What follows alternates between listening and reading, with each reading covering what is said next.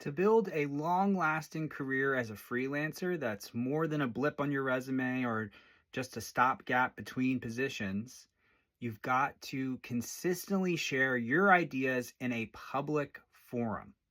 That's the primary thing you need to do to attract clients on a consistent basis, to be relevant for the long term and not fizzle out. Of course, there's so many other bells and whistles to consider with freelancing, and there's other factors that matter.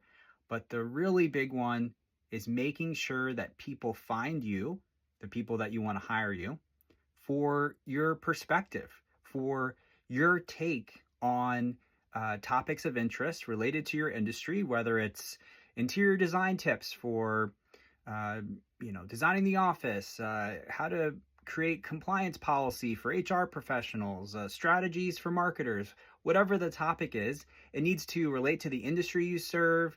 It needs to, in some way, connect to the services you offer. It needs to be based on your expertise and background so that people find you, can discover you, can understand what your position is on key subjects, so they understand what value you provide versus another service provider, and kind of connect with you on a show versus tell moment.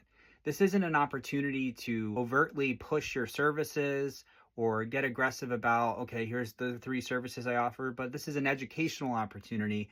And one of the best things you can do to ensure long-term success as a freelancer. When it comes to public forums, it really depends on where do you think your audience is, the folks that would potentially hire you, where are they active? Of course, there's social media. You could be anywhere from YouTube to Pinterest.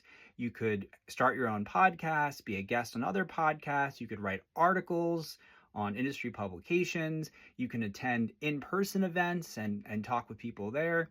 You could send an email newsletter to current and past clients. There's no one right public forum.